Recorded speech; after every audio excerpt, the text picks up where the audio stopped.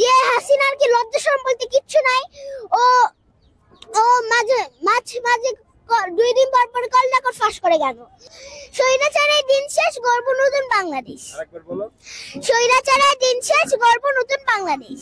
আমি চট করে বাংলাদেশে ঢুকে যাবো, আমি চট করে বাংলাদেশে ঢুকে যাবো।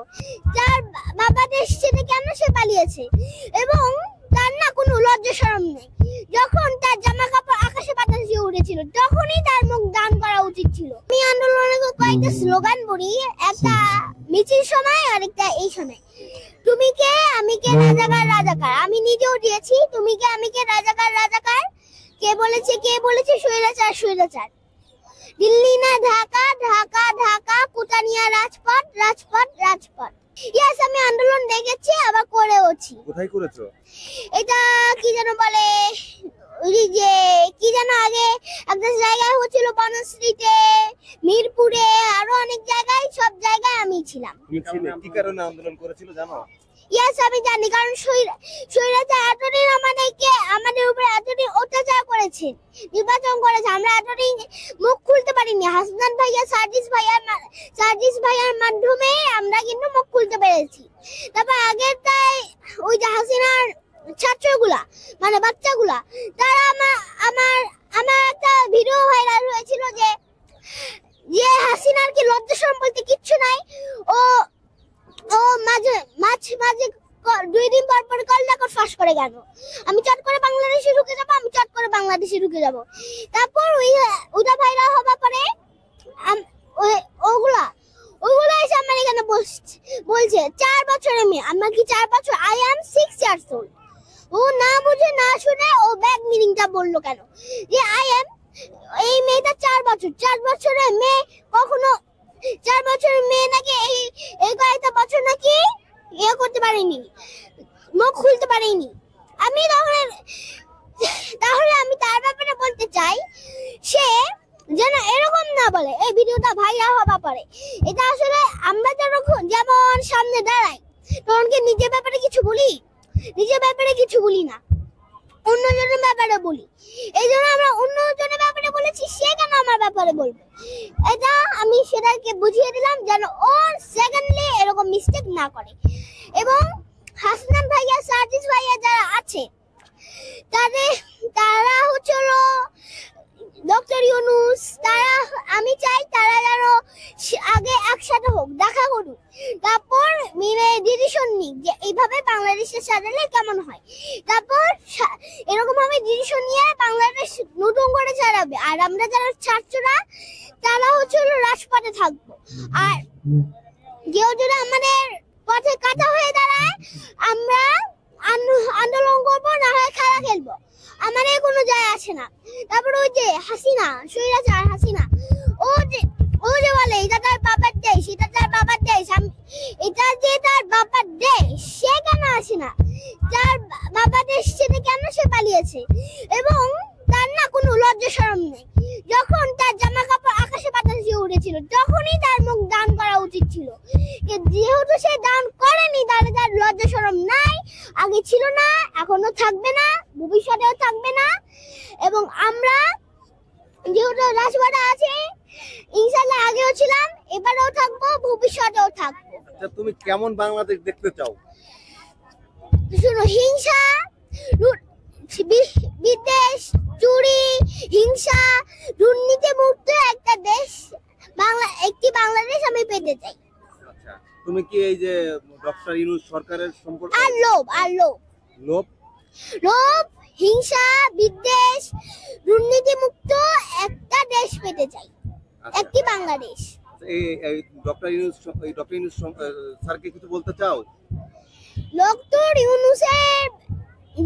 ইউনূসের কোনো প্রবলেম নেই, আমার ব্যাপারে তার কোনো প্রবলেম নেই। আমি জাস্ট এটাই বলতে চাই, তারা একসাথে আগে দেখা করুন, হাসনাত ভাইয়া, সার্জিস ভাইয়া, তারপর ডক্টর ইউনূস, তারা মিলে একসাথে দেখা করুক। দেখা করে তারা বাংলাদেশ কিভাবে চালানো যায়, কিভাবে সুন্দর একটা দেশে চালানো যায়, সেরকম ভাবে একটা জায়গা ঠিক করুক এবং সেরকম ভাবে বাংলাদেশটা ঠিক করুক। আর আমরা যারা ছাত্ররা তারা রাজপথে থাকবো। আর যদি কেউ মানে আমাদের বাংলাদেশকে ক্ষতি করতে আসে, তাহলে আমি বলে দিই তাদেরকে, আমি পরে আর বলতে চাই না, তার সাথে আমাদের খেলা আছে। আর যদি সে তাহলে সে অনেক পাপ করেও ঠিক আছে। এই জন্য আমি চাই সে, তার কাছেও দুইটা অপশন আছে, সে এক আল্লাহ কাছে তওবা করে ফিরে আসুক। এখন তার অনেক বয়স হয়েছে, তার এখন আল্লাহ কাছে তওবা করা উচিত, তওবা করে ভালো পথে আসা উচিত। আর সেটা যদি না মানে তাহলে সে বাংলাদেশের মধ্যে পা রাখুক, এবং তোমরা হাসিনার কাছে গিয়ে পৌঁছে দাও যে একটা মেয়ে আছে বাংলাদেশে, তার নাম নিহা, সে 6 ইয়ার্স ওল্ড, সে ক্লাস কেজি 2 তে পড়ে, এবং সেই মেয়েটার নাম হচ্ছিল নিহা। সে তোমার এয়ারপোর্টে তোমার জন্য ওয়েট করছে, তুমি আসো। আমি আমার ভাইয়া আপু মিলে একসাথে ওর সাথে খেলা খেলবো। কি খেলা দিবা দেখা হলে? খেলা হলে তখন ভেবে নেওয়া যাবে যে কি খেলা যাবে। তুমি না একটা স্লোগান দিয়েছিলে যে ওই যে শেখ হাসিনা স্বৈরাচারের দিন শেষ, গর্ব নতুন বাংলাদেশ, এটা কি তোমার নিজের স্লোগান? এটা আমি নিজে থেকেই বানিয়েছি। এই স্লোগানটা কি স্লোগান বানিয়েছো? আরেকবার শুনি তো আমরা। স্বৈরাচারের দিন শেষ, গর্ব নতুন বাংলাদেশ। আরেকবার বলো। স্বৈরাচারের দিন শেষ, গর্ব নতুন বাংলাদেশ। 16ই ডিসেম্বর, আজকে 16ই ডিসেম্বর। আজকে আমি এটার জন্য এখানে শহীদদেরকে শ্রদ্ধা জানাতে এসেছি। এই দিনে এটা এত কষ্ট করে হয়, এত সহজেই হয়নি, এটা অনেক কষ্ট করে হয়েছে। এখানে আমার ভাই বোনেরা, 30 লাখ ভাই বোনেরা, আমার ভাই বোনেরা এখানে রক্ত দিয়েছে, এখানে মারা গিয়েছে। তার বিনিময়ে এই দেশটা আজকে এরকম হয়েছে। এই জন্য আমি তাদেরকে শ্রদ্ধা জানাতে এসেছি। এটা শহীদ মিনার। আমি বনশ্রী থেকে এসেছি। একা এসেছো না আমার মাম্মির সাথে এসেছি। তুমি কোন ক্লাসে লেখাপড়া করো? আমি ক্লাস কেজি 2 তে। আচ্ছা, তুমি কি কোন বাংলাদেশের জাতীয় সঙ্গীত বলো, দেশাত্মবোধক গান, কবিতা এগুলো কি পারো? ইয়েস। কোনটা পারো? আমি অনেক কিছু পারি। বলো তো কি কি পারো? আমি একটা ইংলিশ লাইনস বলবো, টুইঙ্কেল টুইঙ্কেল লিটল স্টার। এটা আমি জানি, তারপরেও আমি বলছি, twinkle twinkle little star, how I wonder what you are, up above the world so high, like a diamond in the sky. When the blazing sun is gone, when nothing shines gone, when you show your little light, twinkle twinkle all the night.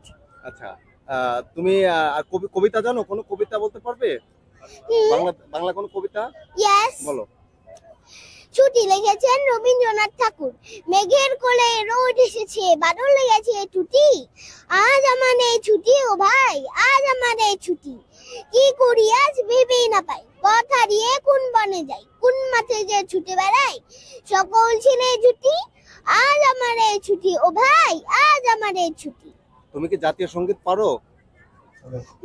জাতীয় সঙ্গীত? Yes. বলো তো শুনি আমরা সকলে।